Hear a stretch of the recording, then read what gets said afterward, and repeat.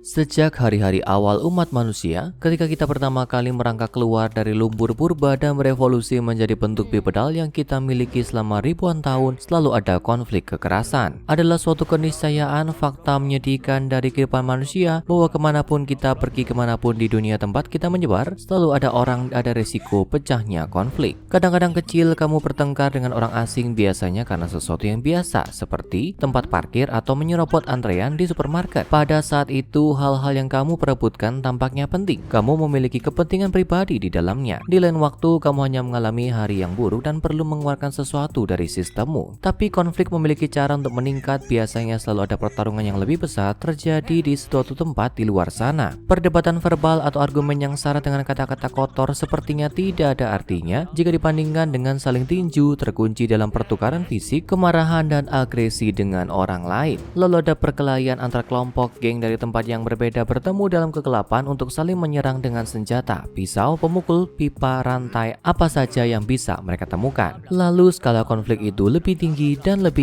dan akhirnya kamu akan mencapai yang besar, perang. Konflik dalam skala nasional, internasional, atau bahkan global, selalu ada perang yang terjadi di suatu tempat. Seperti yang kami katakan, manusia selalu memiliki kapasitas yang tak terhindarkan untuk konflik. Sejak manusia gua pertama bertarung di antara mereka sendiri dengan tongkat dan batu. Tapi bagaimana jika selama beberapa abad yang tak terhitung dari keberadaan kita, ada sesuatu yang lain di sana juga? Sesuatu yang kuno, lebih tua dari kemanusiaan yang telah memangsa kapasitas alami kita untuk konflik sejak zaman prasejarah. Setan lahir dari perang yang sekarang dikenal sebagai SCP-4715. Di sini untuk menjawab pertanyaan besar itu, perang apa gunanya? Sekali dan untuk semua, meskipun kami tidak bisa menjanjikan kamu akan menikmati jawabannya. Sulit untuk menjelaskan dengan tepat makhluk seperti apa SCP-4715 itu. Meskipun itu memiliki gigi yang sesuai dengan struktur gigi karnivora dan tengkorak yang menyerupai kucing besar seperti singa atau harimau, itu jelas bukan ras atau subspesies kucing yang hilang.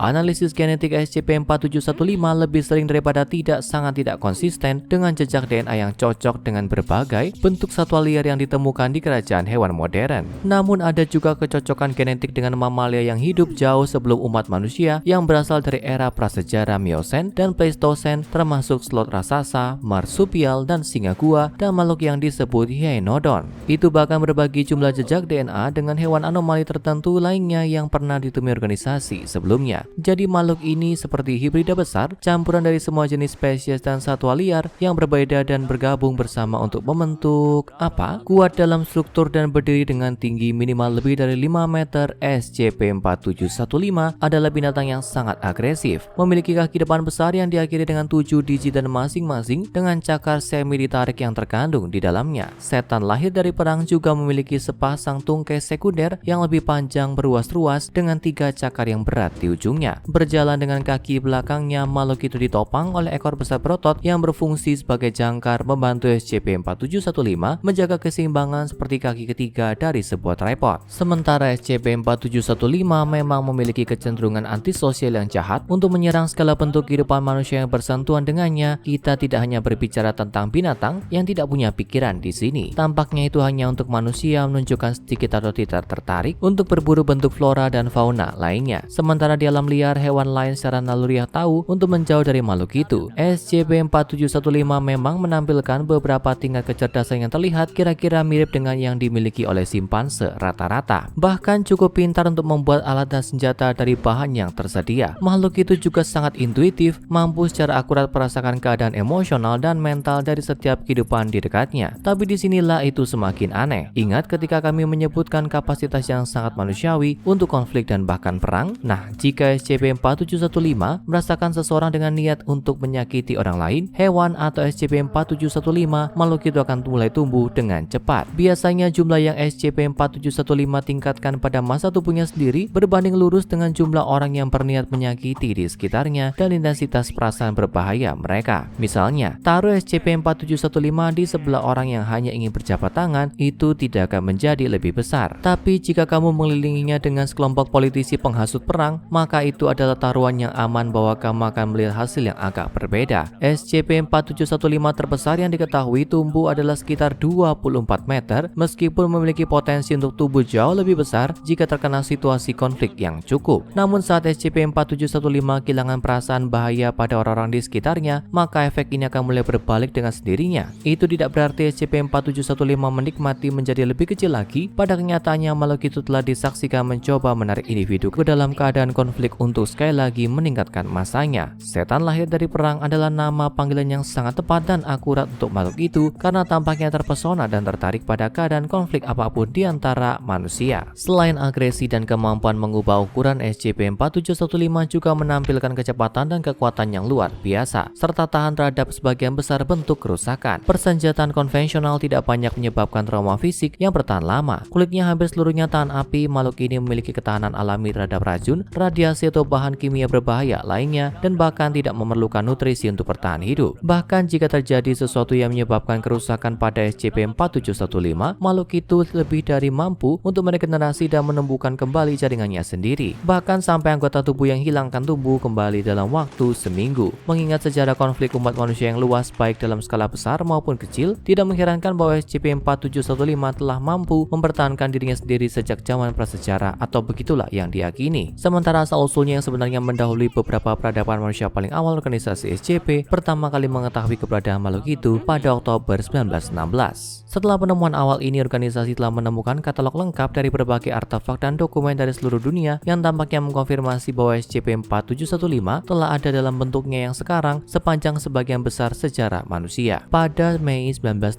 organisasi menemukan struktur Romawi yang ditemukan terkubur jauh di bawah Istanbul. Di dalamnya ada serangkaian lukisan dinding bentuk lukisan mural yang lebih tua. Yang pertama menggambarkan tentara kekaisaran Romawi berperang melawan pasukan Sasania atau dikenal sebagai kekaisaran Persia akhir. Yang kedua dari lukisan dinding yang digali ini menunjukkan berdiri di tengah-tengah dua tentara yang perkasa ini tidak lain adalah SCP-4715. Menyerang baik Romawi maupun Persia tidak menunjukkan belas kasihan kepada kedua belah pihak. Dan di lukisan dinding terakhir, tentara Romawi diperlihatkan mencoba menenangkan setan lahir dari perang dengan persembahan daging, penggambaran paling awal yang diketahui tentang pemujaan agama yang berfokus pada SCP-4715. Selain itu, organisasi sendiri melakukan ritual persembahan dan pengorbanan serupa untuk menjaga agar SCP-4715 tetap ditahan, yang dikenal sebagai prosedur 4715 bulan memudar. Setiap bulan purnama, setiap bulan satu anggota tingkat D harus bertindak sebagai dukun, menutupi diri dengan darah manusia dan mempersembahkan 60 kg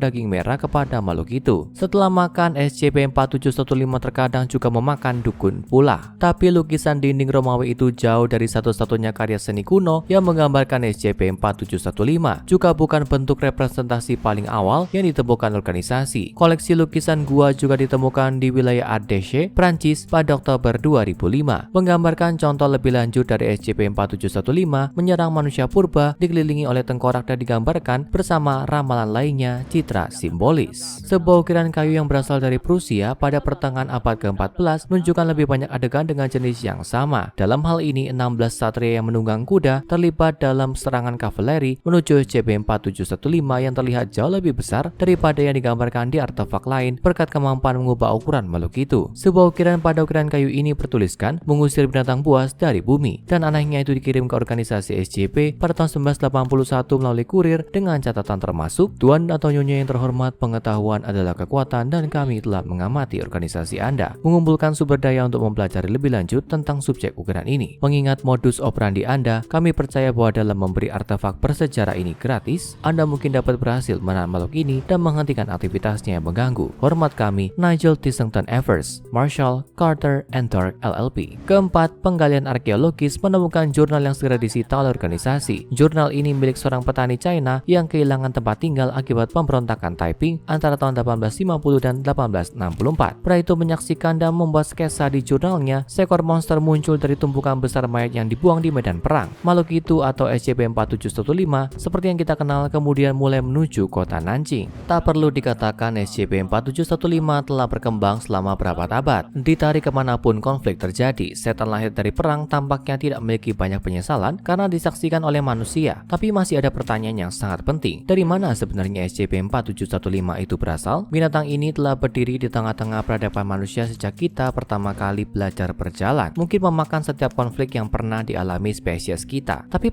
itu pasti dimulai di suatu tempat, sarang mungkin, atau mungkin sudut dunia yang gelap dan sederhana yang hanya sedikit orang yang pernah menginjaknya. Organisasi telah mengetahui lokasi tujuan yang ditunjuk dengan nama LOI 517 Sigma pada pada 2009 sekelompok penggemar alam terbuka menemukan tempat yang tidak seperti yang pernah mereka lihat, menggambarkannya sebagai semacam bunker mengkilap atau kolosium Mesir di beberapa gua yang diterangi oleh tanaman mengkilap. Organisasi SCP turun tangan untuk menyelidiki temuan ini, menemukan sistem gua dan struktur yang terkandung dalam jaringan terowongan. Anehnya, bagian dari gua ini tampak organik, mirip dengan SCP-2932, juga dikenal sebagai penjara Titania. Anomali ini adalah kuil kuno yang terbentuk dari tanaman, dirancang untuk digunakan sebagai penjara yang dapat menampung penghuninya dalam bolong. Sistem gua ini LOI 517 Sigma tampaknya memiliki desain dan fungsi yang serupa, namun itu hanya berfokus pada penahanan SCP-4715. Sebagian besar perangkat organik yang ditemukan dalam LOI 517 Sigma masih hidup dan menunjukkan sedikit tanda-tanda kerusakan, namun mereka tetap tidak aktif dimatikan. Sementara setan lahir dari perang ditahan di tempat lain oleh organisasi, jauh di dalam jantung jaringan kompleks gua dan terowongan ada struktur yang terbentuk dari tanaman yang tidak dapat dihancurkan, sel yang pernah menampung SCP-4715 itu sendiri. Jadi siapa yang menjebak SCP-4715 di tempat ini dan bagaimana dia bisa lolos tanpa meninggalkan jejak kerusakan? Nah, di seluruh kompleks LOI 517 Sigma adalah tempat-tempat yang sepertinya pernah dihuni, daerah pemukiman bagi siapapun sipir penjara misterius itu. Dan ada lebih banyak lagi gambar SCP-4715, sekali lagi menunjukkan itu terkunci dalam pertempuran, tapi kali ini tidak dengan manusia. Dalam gambar-gambar ini, monster itu melawan entitas yang tidak dikenal dan tampaknya jauh lebih besar daripada yang mungkin diperkirakan organisasi. Ada sisa-sisa dalam LOI 517 Sigma, ukiran dan peringatannya menggambarkan setan yang lahir dari darah dan perang. Malam berdarah di mana anak-anak dan V tampaknya dibantai tanpa pandang bulu oleh kekejian yang lahir dari kekejaman. SCP-4715 membunuh ribuan orang yang memencarakannya dan mungkin bahkan menciptakannya sejak awal, tapi seseorang membebaskannya. Di dalam kompleks gua, sebuah kerangka terletak di sebelah mekanisme organik yang diyakini telah mengendalikan kekuatan penjara monster itu. Kerangka itu milik turunan SCP-1000, spesies kera yang lebih dikenal sebagai Bigfoot. Dalam pesan terakhirnya, kera itu menggambarkan umat manusia di atas membalikkan senjata mereka satu sama lain. Mereka tidak tahu tentang iblis yang lahir dari perang dan membuang alat apapun yang dapat meredam amarahnya. Semoga para perampas tak berbulu menderita di tangannya dan membayar kesalahan mereka. Untuk setiap anak malam yang menemukan pesan saya, ketahuilah bahwa saya telah melakukan kejahatan ini untuk membalas kematian kita. Anda tidak akan memaafkan saya. Dan dengan itu, membalas dendam untuk ras yang mati, SCP-4715 dilepaskan untuk memangsa konflik umat manusia. Sekarang tonton SCP-1984 Tangan Mati dan SCP-186 untuk mengakhiri semua perang untuk SCP masa perang yang lebih menakutkan.